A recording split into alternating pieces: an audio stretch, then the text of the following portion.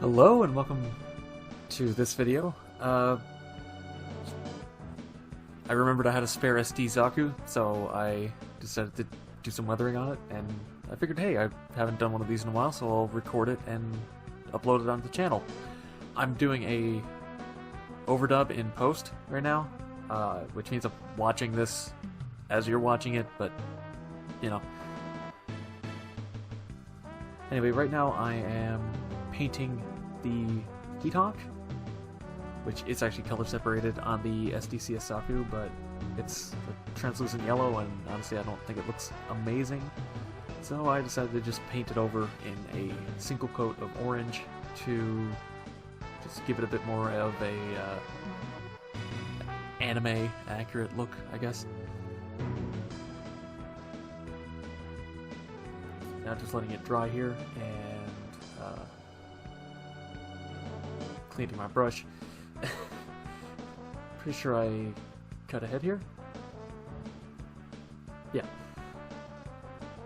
And just doing another light coat because it sort of ran a little bit and didn't look that even.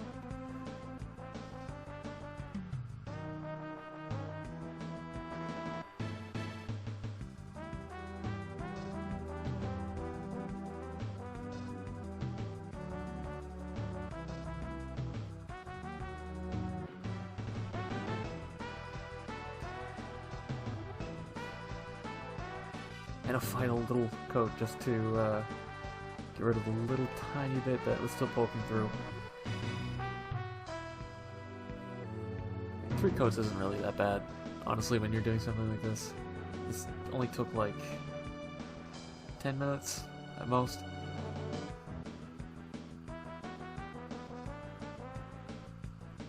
And since I only did just enough paint to cover it, if you hold it up to the light, you can actually still see light shine through it, so it looks like it's glowing. It's a good effect to do, and it's very easy. Yeah, I'm holding it up to the light to check that there. Yeah, then I poured out a little bit of yellow paint so that I could add a little bit of a brighter or yellow-orange just on, and then just tap it off, and that gives it that slight glow, like heated metal look, which really just sort of gets the effect across a lot better than if it was just a flat orange.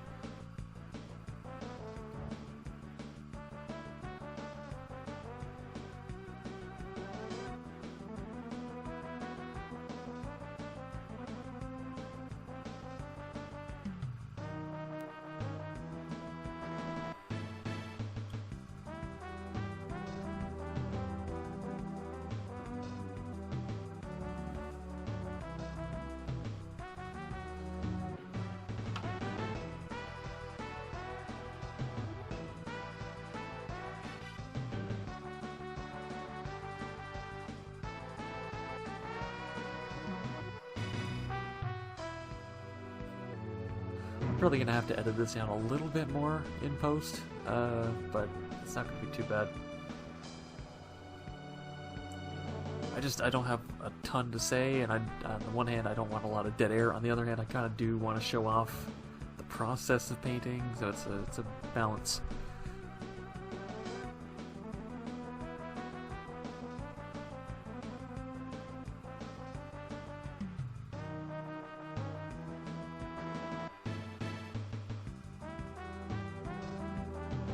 Anyway, I think all I had left to do was just along the edge of the blade, so that looked consistent.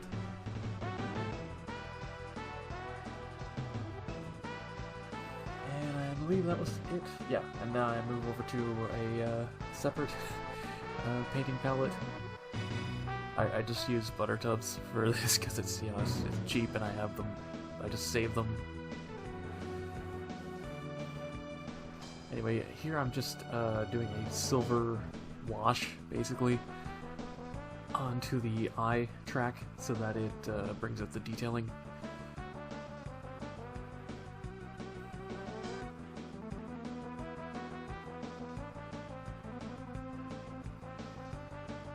not really that hard to do, and honestly it makes it look a lot nicer. If you have a bit of silver paint, I'd recommend doing this on, well, honestly any kit that has any sort of exposed frame. Or, well, mechanics, you know what I mean.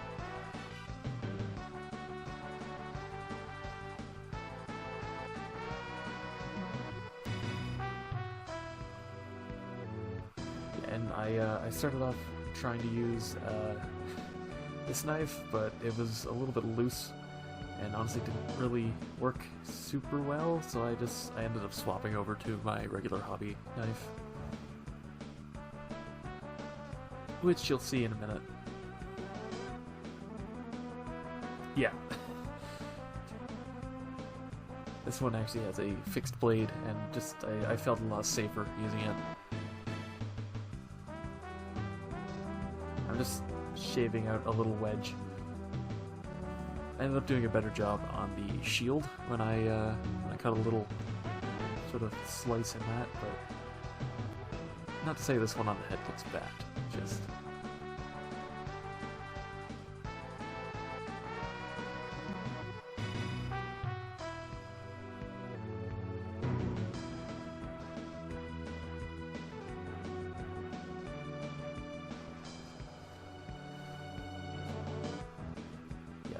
It was a little bit annoying to remove the, I guess, flash from the cut. Yeah, and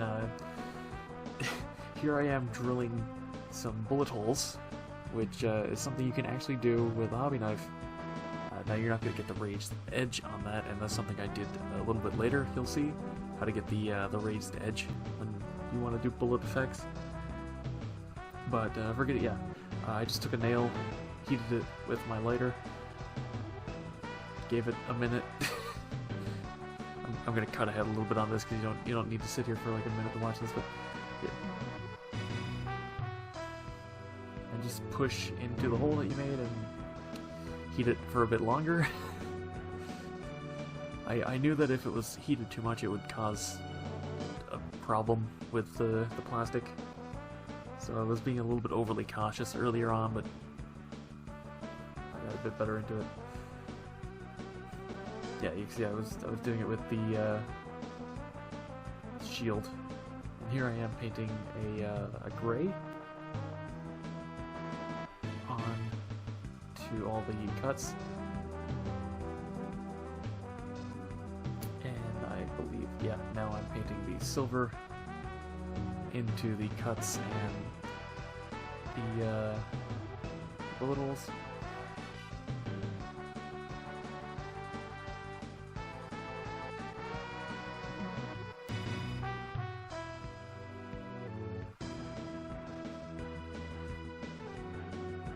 And the reason I painted the gray before the silver is just so that you get a slight variance along the edge of the cut. It just adds a little bit of extra depth to it.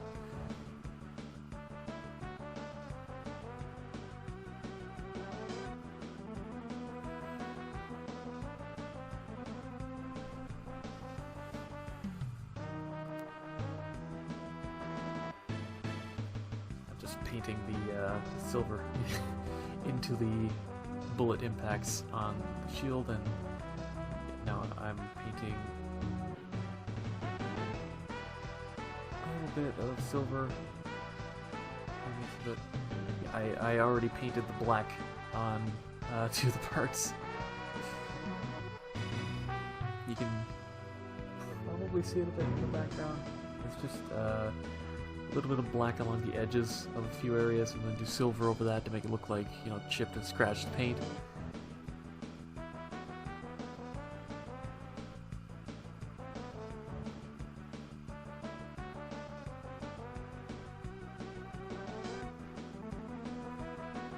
And I ended up going, I think I went a little overboard on the scratches on the feet, but I do think I like how it looks overall. You can get away with going a little bit overboard on a SD at least.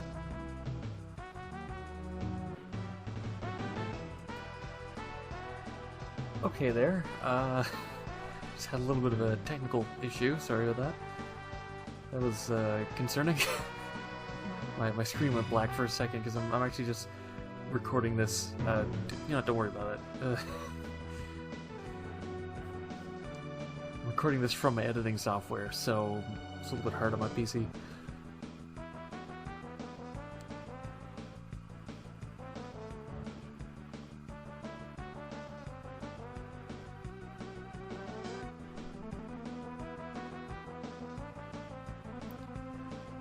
And you can actually see the black. This is just a wash, honestly. Yeah, I watered down the black, and I'm doing sort of like a spilled oil look on it. Just add a little bit of extra depth onto the parts, and kind of gives a similar effect appreciating, honestly, but with more of a weathered look. I put it back together for this shot, or rather, I put it back together so that you can, so that I can sort of get a full picture. It's hard to explain this. I'm just bad at explaining, I think. But you want to put it all together so that you get a full view of it and see like the weathering. Because when you're doing like oil spill and like water damage on paint, you want to base it on like the full look of the suit, not just like one leg, because you're going to do it too much on one leg and then you put it on, it's not going to look consistent across the whole kit. But you can see I'm just, you know, dropping it in wherever I really feel like it.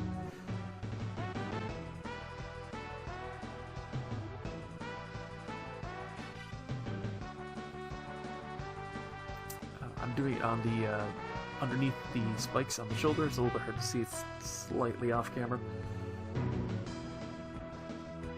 But when I did do it on the shield, I'm pretty sure that was actually in shot, and you can get a better idea of what I'm doing. But for now, I'm just, you know, adding a little bit more detailing onto the rings around the spikes, and then adding the sort of water damage oil spill look underneath them.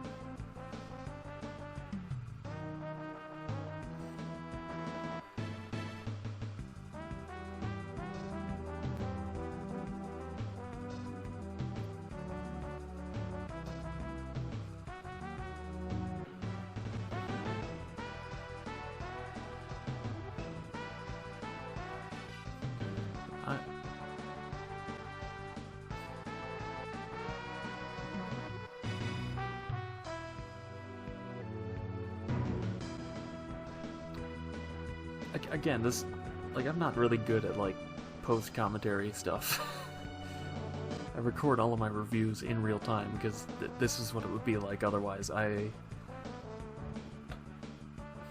Give me a script, let me record real time, I'm good, but just trying to provide commentary over footage, not so good at it. But yeah, you can see what I was talking about with the shoulder now. You sort of have like the so I did end up doing another passover after this, just to add a little bit more like scraping on the paint.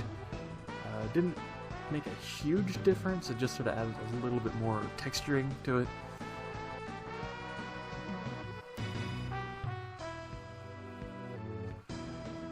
I feel like I maybe went a little bit overboard on the back of the legs, but you can't see that anyway, so it doesn't matter.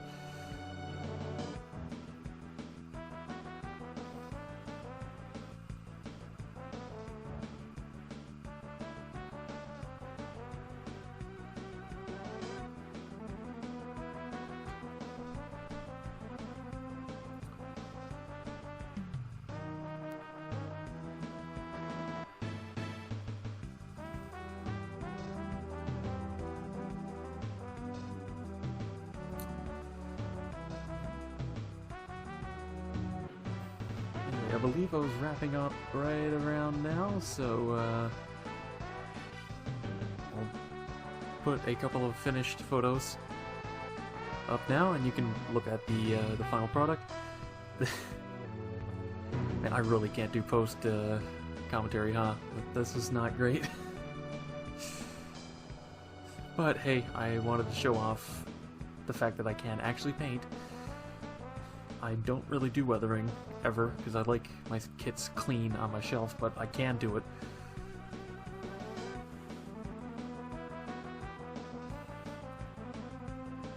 And also, I wanted to show that, like, the one thing I always talk about, not in my reviews, but just in general, is that painting is really easy. Painting your kits is super easy. There's no reason not to do it. There's one upfront charge to buy the paint and the brushes, and honestly, that can be a little expensive depending how much paint you get. But the thing is, I'm running on the same paint now for like 3 years, and I only need to buy some new black. I mean, if you're buying model kits anyway, why would you, suffer like bad stickers when you could spend like an extra hour and pretty much fully color correct it with paint?